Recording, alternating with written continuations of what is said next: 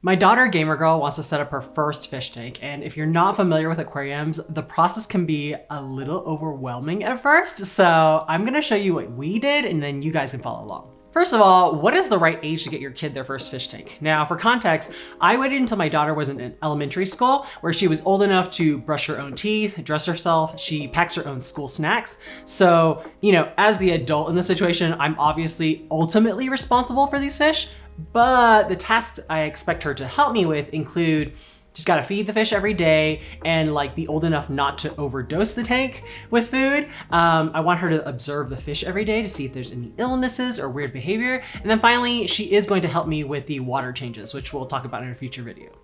Also, if this is your first fish tank and you have absolutely no aquarium supplies, I hope you saved up some money because you're probably going to be dropping at least $200 to $300. I know, contrary to popular belief, fish are not cheap pets. I mean, they're cheaper than a dog, for example, but a brand new dog, you would be getting them a first vet visit with vaccines and brand new toys and food and the crate, the dog bed, all that, it really adds up. And so in the same way, fish, they're cheap by comparison, but totally worth it. So I put down my shopping list in the description so you can follow along to see exactly what I bought. Otherwise, if you got everything ready, let's get started. Now, the first step is to pick the location for the tank. I chose the kids' bathroom because it's very conveniently right next to a water source. I like it how I can just basically take an aquarium siphon and drain water directly into the sink, and then of course use the sink to fill water back into the tank. Also, there's several electrical outlets as well because I want to plug in my heater and my filter. Another thing is it's not in direct sunlight because I definitely don't want to be growing a ton of algae and having to clean that off. And then you might want to make sure it's not next to a AC or heating vent or a door that leads to the outdoors and is constantly letting in cold air, just because we don't want the temperature in the tank to be constantly swinging. And then finally, the bathroom is not a high traffic area, so we're not going to have a lot of people constantly bumping into it, or dogs, or young kids that visit. Once you have the location, you want to get the biggest fish tank possible that you can fit in that area. Now, I know a lot of people think, well, I just want a small tank because it'll be cheaper. It's really not that much cheaper because you're gonna have to buy the same amount of equipment. And a smaller tank, it tends to get really dirty quickly because it's a small amount of water, and then you can only keep really tiny fish in it. Versus a bigger tank, you have more water to play with, more fish to choose from, and also the water parameters are gonna stay a lot more stable, which means your fish are going to be healthier. Now, in my case, I measured the distance between the two sinks in the bathroom, and the biggest tank I could fit was a 15-gallon cube. However, I personally would recommend that you go and get a tank from Petco. They often have these $ per gallon sales or big sales on their aquariums, and just get an Aquarium rimmed tank. It's very, very affordable. And then make sure to get a lid to go along with it, because the lid is going to prevent excess heat from escaping the tank. So it's going to save you on electricity costs. It's going to prevent evaporation of water, so you're not constantly having to top off. And then also, you don't want your fish to jump out of the tank. I personally got an aquarium kit that already came with a lid, and then there was a light installed in it, so I didn't have to get a separate aquarium light. And then once I took it home, I went ahead and rinsed everything just to make sure to get the dust off. Don't use any soap because that's bad for the fish. And then I did a 24-hour leak test where I filled the whole tank up with water, let it sit there for 24 hours, make sure there's no leaks, because there are sometimes our tiny little cracks you may not have noticed in the store. If it does start leaking, pretty easy. I can just return the thing to my local pet store and get a new one. After the leak test was over, I removed all the water and then installed the aquarium background. Really easy, just bought it from the pet store. You just cut it out to size and then stick it on with Scotch tape, that's it. There's many designs that are available, but I personally like black just because it seems to make the fish colors really pop. The aquarium background, it's not necessary, but for me, it just is a simple way to make your aquarium look really professional quickly because it hides all those ugly cables and tubing behind the tank. After installing the background, it's now time to put the tank in its final location. So if you have a tank stand, go ahead and build that now. I don't, so I just went ahead and put it between the two sinks, and then it's time to add the gravel. So you typically want about 1 pound of gravel for every gallon of tank size that you have. So for example, my 15-gallon tank needs about 15 pounds of gravel. And again, same with the background, I would recommend maybe a darker, more neutral colored substrate to really make the fish look good. However, my daughter, obviously she chose something a little more colorful. She went with the rainbow clown puke gravel, and I was able to convince her to get like a black gravel with some rainbow pieces in it. So it doesn't look like that bad, but it's still a kid tank, right? Some people, like if they have a really massive tank, they might try to cheap out on the gravel by going to, let's say, a landscaping company or a hardware store to get their kind of normal gravel there. That stuff is very, very dirty and dusty. So you're gonna have to rinse it a bazillion times. Otherwise, it's gonna make the water in your tank very cloudy. Since I have a smaller tank, I just bought aquarium gravel and it's usually pretty clean. So I didn't rinse it at all. I just dumped it straight in. As for the aquarium decorations, a lot of times you don't know like how many you need until you actually put them in the tank. So go ahead and position them, do a little interior decorating, and then you may find out you don't need as many ornaments as you thought you did. But once you're satisfied with the look, go ahead and take the ornament back out, cut it, the tag off, rinse it with water, again, no soap, and then put it back in the tank. Now you may be yelling at the screen and going, Irene, what about the live aquarium plants? Okay, yes, I love live plants. They're absolutely beautiful. They help purify the water by absorbing and consuming the nitrogen waste that your fish makes. However, given that this is my daughter's first tank, I really want her focused on how to keep fish alive and not also have to juggle how to keep plants alive and balance the lighting and the nutrients. Just it's like a little above her pay grade right now. And in fact, my first tank, it didn't have any live plants and I just kept the light off the entire time when I wasn't looking at the tank. No algae ever grew. It was really pretty looking.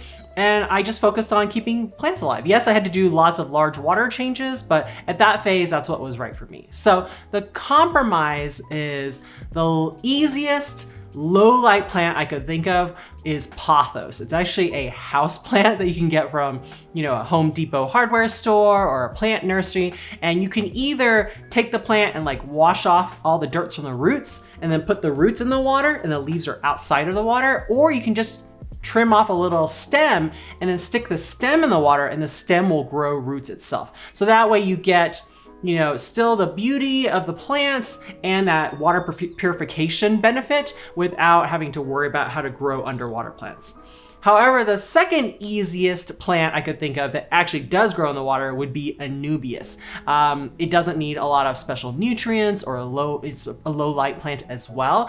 And in my case, I did kind of want to create a little bit of a forest look. Like most people when they buy Anubias, they're gonna get some super glue gel and then you just kind of glue the roots onto like little rocks or some of the decorations that you have in the plant, in the tank. However, in my case, I actually wanted to try to plant them, which you're not supposed to do because the Anubias has this thick rhizome stem that's horizontal and it cannot be covered, whether by a substrate or by glue. Like don't put glue on it, right? However, if you want to give it that look like it's planted in the ground, what I did was I plunged the roots and the rhizome completely deep into the gravel. And then I gently pulled the plant up until the rhizome was just above the substrate, but the roots were still stuck in the gravel. And that's how I was able to get that planted Anubias look. Give it a shot. Now let's talk equipment. A lot of beginners, they want to skimp out on getting an aquarium heater, but there are some cooler water species you could get that don't require a heater. So I'll put a link over here of my top 10 species for that. But most of the fish, the colorful fish that you're gonna see at the pet store, like the guppies and the bettas, they do wanna live at tropical temperatures. So the easiest way to do that is to just go ahead and get a heater, stick it in there. It's just gonna take care of the temperature for you. It's kind of the same as if you were forced to live in colder than comfortable temperatures and then you had no coat or jacket, your body is constantly shivering, it gets stressed, your immune system is compromised, and it's easier to get sick. Same thing goes with fish. So I'm gonna put a link down in the description of what size heater you should get based on what size tank you have. But once you have the heater, go ahead and put it in the back of the tank, hide it behind one of the tallest decorations you have, and then put it as low down in the tank as you can. That way, when you're doing water changes, you don't want the water to go down low and then all of a sudden your heater is above the water line and it could burn out that way. Because of that, we are not going to plug in the heater yet until we fill up the whole tank with water. So wait for that step.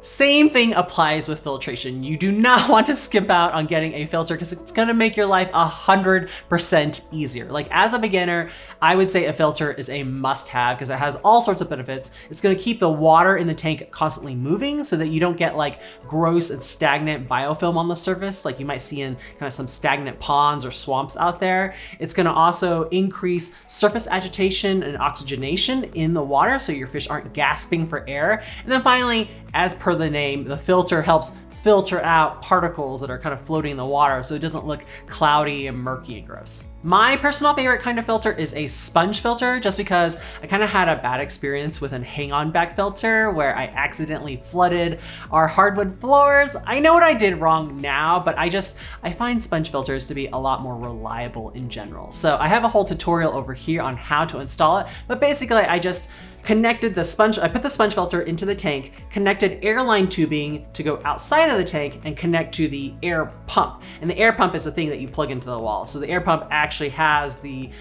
diaphragm or the motor that produces airflow, and then that makes the bubbles in the tank. And then in between the sponge filter and the air pump, I connected a check valve so that just in case the power goes off, I'm not gonna have flooding issues where water's pouring out of the airline tubing. Now, normally I would just get a 1 outlet air pump, but because my daughter wanted a bubbling treasure chest ornament thingy, I have a 2 outlet air pump. And that way I just connect the ornament using some airline tubing and another check valve to prevent flooding. Now we can finally add the water. I used a colander and balanced it kind of on the lid and the rim so that when I'm pouring in the water, it doesn't knock over all my carefully placed decorations and plants.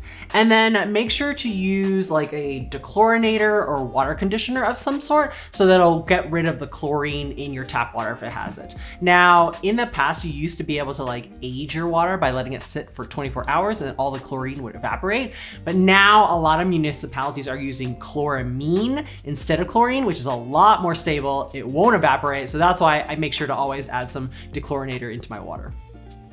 As soon as your tank is full of water, you can go ahead and plug in your filter, but for your heater, most manuals tell you you have to wait like 30 minutes for the heater to temperature acclimate, and then you can plug in the heater. Also look in the manual because there's gonna be a diagram showing you how to make a drip loop with the power cord of the filter and the heater so that water won't accidentally flow down the power cord into your electrical outlet. At this point, do not add any fish. I repeat, no fish allowed. And the reason why is because my tank is brand new, and if I add some fish in there, I feed them, they start pooping, that is gonna produce toxic ammonia, which literally kills fish. And so what I need to do is actually to cycle or season my aquarium with beneficial bacteria and grow some live plants, the Pothos and the Nubius. And those are 2 ways that nature uses to process toxic ammonia and make it safe for your fish to live in. Purifies the water, basically. So I have a video on the Aquarium Co-op channel that I made for them on how to cycle your aquarium. After the cycling process, I'll show you what to do when to add new fish, which I'll link in this playlist over here in the future. Take time to enjoy your aquariums, and I'll see you in the next video.